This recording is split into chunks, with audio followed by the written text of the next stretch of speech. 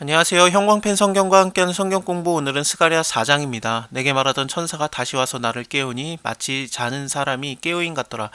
다시 와서 깨웠다라는 게 시간차를 두고 깨웠다라는 게 아니라 거듭 깨우다라는 거예요. 그래서 3장에서의 내용과 4장의 내용이 시간차가 있는 게 아니라 계속 연결되는 듯한 느낌이 있습니다.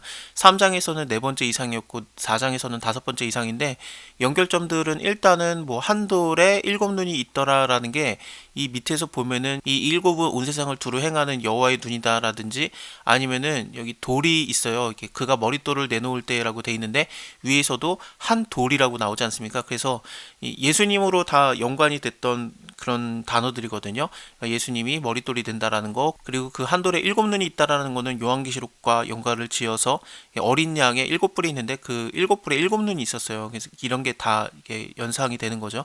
이것도 요한계시록도 연결을 해서 볼게요. 스가랴서가 묵시적인 내용이 굉장히 많아요.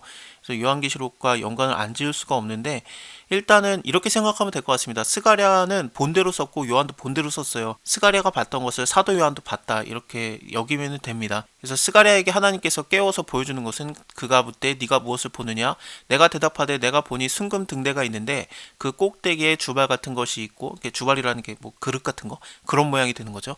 또 그 등대에 일곱 등잔이 있으며 그 등대 꼭대기에 등잔에 일곱 관이 있다. 관, 그 실제로 파이프 같은 거, 그런 거 있죠.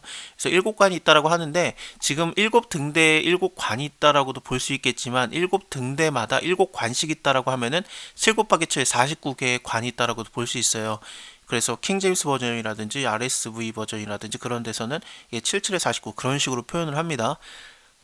이 관들이라든지 뭐 등대들, 요한계시록을 보면은 일곱 별은 일곱 교회의 사자고 일곱 촛대는 일곱 교인이라 그렇기 때문에 이 초에 대한 거, 그런 것들은 교회예요. 그리고 그 에베소 교회 사자에게 편지하기를 오른손에 일곱 별을 붙잡고 일곱 금촛대 사이를 다니시는 이가 가라사대, 예수님 아닙니까? 예수님께서 내가 너의 행위와 수고와 너의 인내를 알고 있다, 이런 것들을 말씀하시는데, 그래서 교회들을 주관하시는 예수님에 대해서 그리고 있습니다. 다시 스가랴서를 보면은, 그래서 이 등대들은 교회들을 얘기한다고 볼 수 있습니다. 단지 일곱 교회가 아니라 여러 교회들, 뭐 7 곱하기 7 49개 그런 교회들을 얘기하는 거죠. 사실 요한계시록에서도 일곱 교회라고 얘기하는 게, 지금 요한이 반모섬에 갇혀 있기 때문에 그 근처에 있었던 에베소, 서머나, 버가모, 두아디라, 사데, 빌라델피아, 라우디아계 교회, 이렇게 교회들에게 편지를 하는데, 근데 그게 반모섬하고 굉장히 가까워요. 그래서 에베소 교회가 제일 먼저 받아요. 섬에서 가장 먼저 그 땅에 도착했을 때 그 교회가 에베소 교회거든요. 그 위에가 서머나고, 이 순서대로 가는 거예요. 길 따라가서 마지막에 라우디아 교회까지 가는 거기 때문에 일곱 교회라고 한다라는 게 일곱, 이렇게 완전수를 얘기하는 거기도 하겠지만, 그때 당시에 로마 교회도 있었고 고린도 교회도 있었고 안디옥 교회도 있었고 심지어 예루살렘 교회도 있었고 그 교회들도 있었거든요. 근데 왜 일곱 교회에게만 얘기했느냐? 반모성과 가까이 있었던 교회들이기 때문에 그 편지들이 연결이 됐던 거거든요. 그래서 그 일곱 교회는 딱 일곱 교회만 얘기하는 게 아니라 여러 교회들의 한 부분일 뿐입니다. 여기서도 마찬가지로 일곱 등잔이 있다는 게 딱 일곱 개를 얘기하는 게 아니라 여러 개가 될 수 있는 거죠. 그래서 일곱 개, 일곱 개씩 뭐 49개 이런 식으로도 볼 수 있는 겁니다. 그 등대 곁에는 두 감람나무가 있는데, 하나는 그 주발 우편에 있고 하나는 그 좌편에 있고, 이 두 감람나무는 예수님께서 오시기 전에 내가 내 종 순을 나게 하리라, 그때에 뭔가 두 예표가 되는 존재라고 생각을 하면 될 것 같습니다. 이걸로 갖다 이단이 굉장히 많이 사용을 하죠. 그래서 두 감람나무가 누구냐, 그래서 그게 막 나다 막 이런 식으로 이게 막 말씀을 이용해 먹는 그런 거짓 선지자들이 많은데, 아니에요. 일단은 결론부터 말씀드리면은, 첫째 감람나무는 대제사장 여호수아 그를 얘기하고, 두 번째 감람나무는 스룹바벨을 얘기합니다. 그래서 이들은 기름 발리운 자 둘이다, 온 세상의 주 앞에 보셔 섰는 자더라라고 하면서 정확하게 누군지를 얘기를 해줘요. 그래서 다르게 생각하면 안 됩니다. 그리고 이게 뭔 뜻을 얘기하는지, 스룹바벨은 누구고 그리고 대제사장 여호수아는 누군지 좀 더 우리가 깊이 있게 볼게요. 내게 말하는 천사에게 물어 가로되 내 주여 이것들이 무엇입니까? 내게 말하는 천사가 대답하여 가로되 네가 이것들이 무엇인지 알지 못하느냐? 내가 대답하되 내 주여 알지 못하겠습니다. 그가 내게 일러 가로되 여호와께서 스룹바벨에게 하신 말씀이 이러하니라. 스룹바벨은 그 포로에서 귀환했을 때 총독으로 있었던 자가 스룹바벨인데, 실질적으로 왕족이에요. 여호야긴의 손자입니다. 그거는 역대상 3장 19절에 나오는데 그렇습니다. 그래서 이 왕족이었던 자가 와가지고 이제 이스라엘의 총독, 그 새로 예루살렘이 건축되고 있는데 예루살렘의 총독, 유다의 총독으로 온 겁니다. 여호와께서 스룹바벨에게 하신 말씀이 이러하니라. 만군의 여호와께서 말씀하시되 이는 힘으로 되지 아니하며 능으로 되지 아니하며 오직 나의 신으로 되느니라. 그래서 힘이라는 게 군대적인 힘이라든지 물질적인 힘이라든지 우리가 생각하는 그런 힘들 있죠. 뭔가 파워가 있는 것들, 권력들, 그런 것들을 얘기하는 거고, 여기서 능이라고 하면은 진짜 육체적인 힘을 얘기해요. 삼손이 힘이 셌다라고 했을 때 그때 나왔던 단어가 이런 그 능이라는 단어, 히브리 단어와 같은 겁니다. 이런 걸로 되는 게 아니라 오직 나의 신으로 되느니라. 성령이 아니고는 완성되는 게 사실은 없죠. 창세기 1장을 보면 하나님의 신이 수면을 운행하시니라. 천지창조 사역 때도 하나님의 신이 함께 하셨고, 또 홍해바다를 갈라지게 할 때도 바람이 불러가지고 갈라지는데, 바람이라는 단어가 루아라고 해가지고 성령이라는 단어랑 같은 단어예요. 그래서 마치 성령이 이루는 것처럼 이렇게 그려진 겁니다. 에스겔이 또 봤던 환상 중에서 뼈에 그 살이 붙고 이게 군대로서 일어나는 거, 또 성령이 함께 해야지 그게 완성되는 거였고 그래요. 그래서 예수님께서도 제자들이 숨어 있을 때 그들에게 나타나셔서 후 하면서 성령을 받아라 이런 식으로 표현을 하면서 모든 것은 성령으로서 되는 거지 사람의 힘이라든지 아니면 어떤 권력이라든지 그런 걸로 되는 게 없어요. 큰 산아 네가 무엇이냐, 네가 스룹바벨의 앞에서 평지가 되리라. 스룹바벨이 총독으로 와서 했던 일이 뭐냐면은 성전, 예루살렘 성전을 재건하는 일이었는데, 그게 되다가 대적들이 막 방해를 하니까 지금 멈춰져 있는 상황이었거든요. 근데 그것을 다시 이루어질 것 같은 말씀이 나오고 있는 겁니다. 그래서 스룹바벨 앞에 산이라는 것은 아마도 대적 같은 것을 표현하는 것 같고, 대적이 산 같을지라도 네가 무엇이냐, 근데 스룹바벨 앞에서는 네가 평지가 될 것이다.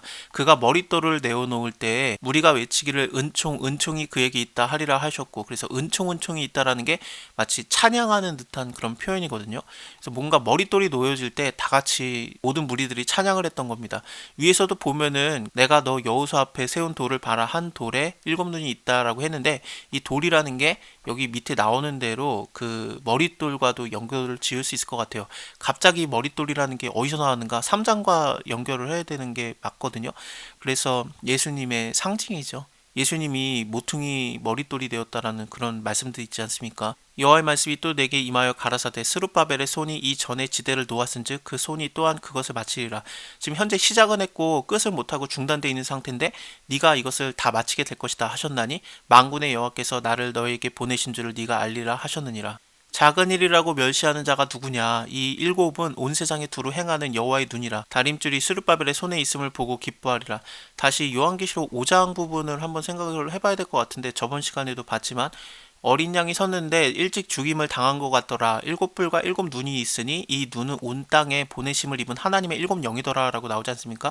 그래서 어린 양의 뿔에 눈이 있는 거예요. 7뿔에 7눈이 있는 거고, 그것은 온 땅에 보내심을 입은 하나님의 7영이니까 성령, 그러니까 하나님께서 보내신 영, 성령을 얘기할 가능성이 굉장히 높거든요. 다르게 보기에는 오히려 어렵습니다. 하필이면 왜 또 7영이냐? 그래서 여러 생각을 할 수 있는데, 한 영이면은 성령으로 딱 이렇게 우리가 오해할 게 없는데 7영은 뭐냐? 예, 완전한 영, 뭐 어디나 보내심을 받은 영, 그렇게 생각을 할 수도 있고, 일단은 스가랴서와 연결을 지으면은 한 돌에 7눈이 있다라는 것과, 그리고 온 세상에 두루 행하는 여호와의 눈이다라는 걸 통해서 볼 때 어린 양이신 예수님과 굉장히 연관이 된 하나님의 눈이죠. 그래서 성령을 얘기하는 것 같습니다. 이렇기 때문에 힘으로 되지 아니하고 능으로 되지 아니하고 오직 나의 신, 그러니까 성령으로 되느니라. 내가 그에게 물어가로되 등대 좌우에 두 감람나무는 무슨 뜻입니까 하고, 다시 그에게 물어가로되 금기름을 흘러내는 두 금관 옆에 있는 이 감람나무 두 가지는 무슨 뜻입니까? 그래서 이 감람나무에서 기름이 흘러나서 기름의 원천이 되어서 등잔에 불을 피우는 듯한 느낌이 있어요. 이게 도대체 무슨 뜻입니까? 그가 내게 대답하여 가로되 네가 이것이 무엇인지 알지 못하느냐? 대답하되 내 주여 알지 못합니다. 가로되 이는 기름 발리운 자 둘이니 온 세상이 주 앞에 모셔 섰는 자더라 하더라. 그래서 기름이 발려진 자인데, 레위기를 보면은 제사장 임직식 때 모세가 기름을 아론에게 발라주고 다른 아론의 아들들에게는 그냥 기름을 부어주거든요. 그래서 대제사장만 기름이 발려집니다. 그렇기 때문에 3장에서 나오는 대제사장 여호수아의 얘기를 하고 있는 거죠. 실제로 이들은 예표가 되는 사람이라 내가 내 종 순을 나게 하리라. 그 예수님, 순이신 예수님이 날 거라는 것에 예표가 되는 사람이기 때문에 대제사장 여호수아에 대한 얘기가 나오고 있고, 그 다음에 또 한 명이 나와야 되는데 그는 누구냐? 지금 현재까지 말했던 스룹바벨을 얘기하는 것 같습니다. 스룹바벨은 뭐 왕이기 때문에 기름을 부어지는 거지 발라지는 건 아니지만, 근데 여기서는 기름이 그냥 발라진 걸로써도 얼마든지 스룹바벨이 왕으로서 인정되는 듯한 그런 느낌이 있습니다. 그래서 이 사람도 마찬가지로 예표가 되는 자죠. 성전에 머릿돌을 놓는 자, 성전이 재건되는 것을 중단됐을 때 그것을 완성시키는 자로서 예표가 되고 있는데, 예수님이 바로 성전의 완성이시지 않습니까? 그래서 요한복음 2장을 보면은 성전 이거 다 헐어버려라, 그리고 내가 3일 만에 이렇게 세우겠다, 그것은 예수님께서 자기의 몸에 성전될 것을 말씀하신 거다라고 나오는데, 그렇습니다. 예수님이 바로 성전 자체예요. 그래서 왕이시면서 대제사장이면서 성전의 완성자이신 이 모든 하나님의 사역은 힘으로 되지 아니하고 능으로 되지 아니하고 오직 하나님의 신으로 되는 것입니다. 자, 오늘은 여기까지 보고요. 다음에 5장 이어서 보면서 스가랴가 봤던 6번째 이상을 보겠습니다. 감사합니다. 다음에 뵐게요.